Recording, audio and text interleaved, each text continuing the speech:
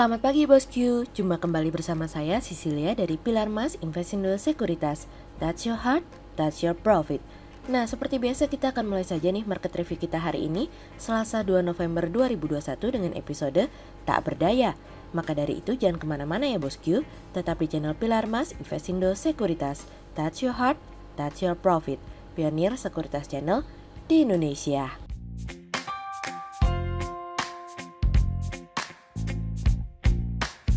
Seperti biasa kita akan mulai dari Global Economics Calendar. Ada berita dari US PMI Market Manufacturing yang turun dari sebelumnya 59,2 menjadi 58,4. Kemudian ada dari US Construction Spending month on month yang turun dari sebelumnya 0,1% menjadi minus 0,5%. Kemudian ada dari US ISM Manufacturing yang turun dari sebelumnya 61,1 menjadi 60,8. Kemudian kita beralih ke corporate news. Ada berita dari PT Astra Grafia Tbk atau Astra Grafia ASGR yang mencetak pendapatan bersih senilai 1,99 triliun rupiah hingga periode kuartal 3 2021 dari kontan.co.id. Kemudian ada dari PT Chandra Asri Petrochemical Tbk atau TPIA yang membukukan pendapatan bersih sebesar 1,88 miliar US dollar selama 9 bulan pertama 2021. Angka itu meningkat sekitar 48% dari posisi 1,26 miliar US dollar di periode yang sama tahun 2020 dari kontan.co.id. Kemudian ada dari PT Bank Permata Tbk atau BNLI yang perusahaan meraih laba bersih setelah pajak senilai 831 miliar rupiah hingga kuartal 3 2021 dari kontan.co.id. Kemudian pada perdagangan hari Senin tanggal 1 November 2021, IHSG ditutup melemah 38 poin atau 0,58% menjadi 6.552. Sektor teknologi, financials, infrastruktur, energi, healthcare, basic materials bergerak negatif dan mendominasi penurunan IHSG kali ini. Investor asing di seluruh pasar membukukan pembelian bersih sebesar 88 miliar rupiah. Kemudian kita akan masuk ke market review kita hari ini. Cerita hari ini akan kita awali dari duo taper. The Fed mungkin tidak akan menjadi satu-satunya lembaga yang akan mengumumkan taper tantrum loh bosku. Kementerian Keuangan Amerika untuk pertama kalinya dalam kurun waktu 5 tahun kemungkinan besar akan memberikan informasi terkait dengan penurunan pengeluaran efek atau utang jangka panjang yang nilainya cukup besar. Pada waktunya, Kementerian Keuangan akan melakukan pengurangan dalam penerbitan obligasi berbasis kupon wesel dan obligasi dengan pembayaran bunga dengan nilai yang lebih besar daripada pelonggaran kuantitatif yang dilakukan oleh The Fed. Penjualan obligasi dengan kupon reguler akan dikurangi hingga 1 triliun dolar pada kuartal 3 2022 mendatang. Hal ini pun diperkirakan akan memiliki waktu yang kurang lebih sama dengan apa yang dilakukan oleh The Fed yang dimana mereka akan melakukan taper tantrum dan akan selesai pada pertengahan 2022 mendatang. Pengurangan tersebut diharapkan akan dimulai pada lelang minggu depan sehingga membuat proses pengurangan tersebut akan jauh lebih cepat. Sementara kebutuhan pinjaman yang datang dari Kementerian Keuangan akan bergantung terhadap 2 paket fiskal jangka panjang yang bertujuan untuk disahkan oleh Kongres dalam beberapa waktu mendatang. Kementerian Keuangan sendiri akan memberikan pengumuman yang lebih detail terkait masalah ini khususnya terhadap kupon dari penerbitan utang yang akan dilakukan dalam beberapa bulan mendatang, termasuk di dalamnya utang berdurasi 3-year, 10-year, dan 30-year. Plafon utang pun saat ini masih menjadi masalah yang tidak kunjung selesai. Oleh sebab itu, Kementerian Keuangan Janet Yellen mengatakan bahwa Partai Demokrat harus bertindak sendiri untuk mengatasi masalah plafon utang yang kian mengkhawatirkan.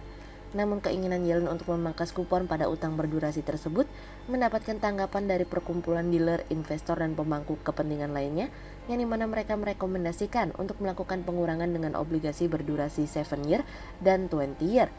Plafon utang diharapkan dapat selesai pada bulan November atau awal Desember sehingga permasalahan plafon utang dapat segera selesai. Di tengah situasi dan kondisi yang begitu cepat terkait dengan taper tantrum dan pengurangan obligasi dari Kementerian Keuangan, Bank Sentral Singapura justru tengah bersiap untuk berjibaku terhadap inflasi dan siap untuk melakukan tindakan yang diperlukan. Apalagi saat ini, berbagai bank sentral di seluruh dunia tengah berusaha untuk mengendalikan inflasi agar jangan sampai inflasi tidak kunjung turun seperti yang sudah disampaikan sebelumnya. Direktur Pelaksana Monetary Authority of Singapore mengatakan bahwa keseimbangan risiko telah bergeser ke arah inflasi. Bank Sentral Singapura terus mengamati dengan cermat tanda-tanda inflasi karena apabila harga terus mengalami kenaikan, terus-menerus akan menimbulkan masalah yang lebih panjang. MAS telah memperketat kebijakan moneternya pada bulan lalu sebagai bagian dari langkah untuk menghadapi inflasi karena terganggunya rantai pasokan dan ketenaga kerjaan yang mendorong inflasi untuk mengalami kenaikan.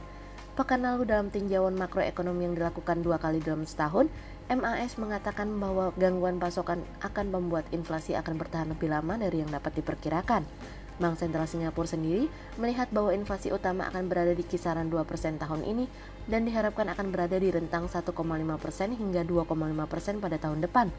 Pelaku pasar dan investor sendiri pun mengharapkan MAS dapat melakukan slope terhadap mata uang sebagai alat kebijakan perbankan. Terkait dengan inflasi, kami melihat masih akan berpotensi mengalami kenaikan. Pasalnya saat ini OPEC Plus juga menolak untuk meningkatkan produksinya nih bosku.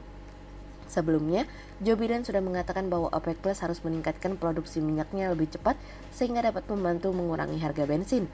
Namun Kuwait dan beberapa negara lainnya mengatakan bahwa meningkatkan produksi tetap akan dilakukan secara bertahap karena pasar seimbang. Hal tersebutlah yang membuat harga minyak di Amerika berada pada level tertingginya dalam kurun waktu 7 tahun terakhir senilai $3,7 per galon. Inflasi tampaknya masih akan bertahan lebih lama dari proyeksi yang sudah disampaikan sebelumnya. Saat ini, fokus utamanya bagaimana cara mengendalikannya. Kemudian cerita selanjutnya datang dari semoga konsisten. Rilis PMI yang menunjukkan kenaikan signifikan membuka perdagangan di bulan November ke jalur optimis. Aksi beli investor asing yang terjadi dalam 1 bulan terakhir dan diikuti oleh penguatan rupiah menjadi dasar terkait naiknya ekspektasi pelaku pasar saham. PMI manufaktur tercatat 57,2 pada Oktober 2021, lebih tinggi dari bulan sebelumnya yang tercatat 52,2. Naiknya output maupun pesanan baru dengan signifikan diiringi dengan kenaikan lapangan kerja untuk pertama kalinya dalam 4 bulan terakhir. Sementara itu kekurangan pasokan dan masalah pengiriman menyebabkan waktu tunggu rata-rata menjadi lebih lama. Berdasarkan data harga, kenaikan inflasi pada biaya input mengalami kenaikan pada tingkat paling tajam dalam 8 tahun yang didominasi dari naiknya biaya bahan baku yang lebih tinggi. Sementara harga output naik pada tingkat yang lebih lambat.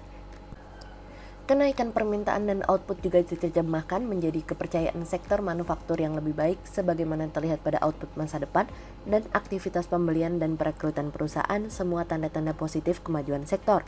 Melihat permintaan secara keseluruhan menguat, perusahaan manufaktur terlihat ingin memperluas kapasitas pengoperasian dengan meningkatkan jumlah tenaga kerja untuk pertama kalinya dalam 4 bulan meski pada kisaran kecil. Perusahaan manufaktur juga kembali menaikkan aktivitas pembelian pada Oktober, baik kuantitas maupun stok pembelian naik pada tingkat tertingginya. Kami melihat hal ini cukup positif bagi pemulihan sektor manufaktur, namun penguatan yang terjadi pada bulan Oktober dinilai sebagai bagian dari pemenuhan permintaan menjelang pergantian akhir tahun.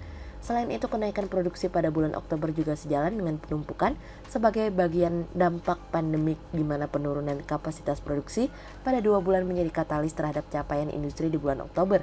Sehingga berdasarkan technical analisa, kami melihat saat ini IHSG memiliki peluang bergerak melemah terbatas dan ditradingkan pada level 6.510 hingga 6.630. Berikut stock watch pilar emas hari ini ya bosku. Yang pertama ada dari ASA, kemudian yang kedua ada dari BJBR, dan yang ketiga ada dari SMRA. Berikut 2 saham yang kami analisa hari ini ya bosku. Yang pertama ada dari Pegas atau PT Perusahaan Gas Negara Tbk yang 9 bulan pertama tahun ini masih tumbuh mencetak pendapatan 2,25 miliar US dollar setara 31,7 triliun rupiah, naik 4,56% secara tahunan.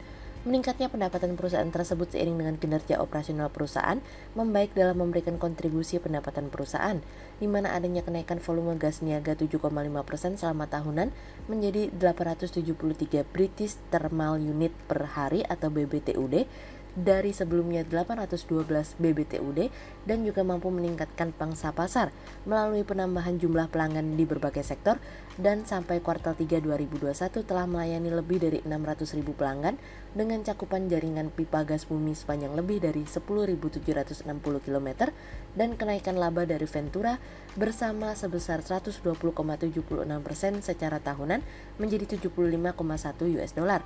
Sehingga berdasarkan technical analisa dalam tren pada jangka waktu short term berpotensi untuk bullish dengan target 1.600 dan tingkat probabilitas sebesar 43%. Kemudian yang kedua ada dari BNLI atau PT Bank Permata Tbk yang perusahaan meraih laba bersih setelah pajak senilai 831 miliar rupiah hingga kuartal 3 2021. Kinerja positif sepanjang 9 bulan pertama tahun ini. Hal ini terlihat dari pertumbuhan laba bersih dan aset perusahaan hingga kuartal 3 2021. Laba bersih tersebut tumbuh mencapai 93% jika dibandingkan dengan periode yang sama di tahun lalu yang membukukan sebesar 430 miliar rupiah. Keberhasilan ini tidak terlepas komitmen manajemen dalam meningkatkan kinerjanya dengan melakukan transformasi dan inovasi produk, sehingga berdasarkan technical analisa dalam tren pada jangka waktu short term berpotensi untuk bearish dengan target 1600 dan tingkat probabilitas sebesar 60%. Berikut kami akan menampilkan 40 saham pilihan dari Pilar Mas.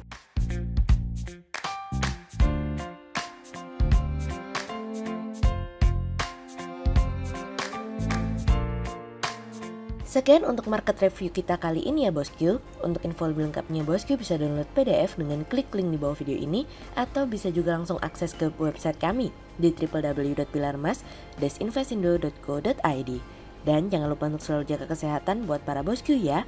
Kita akan bertemu lagi besok pagi untuk market review yang berikutnya. Jadi jangan lupa like, subscribe, dan tonton terus channel Pilar Mas Investindo Sekuritas. Touch your heart, touch your profit. Pionir Sekuritas Channel di Indonesia.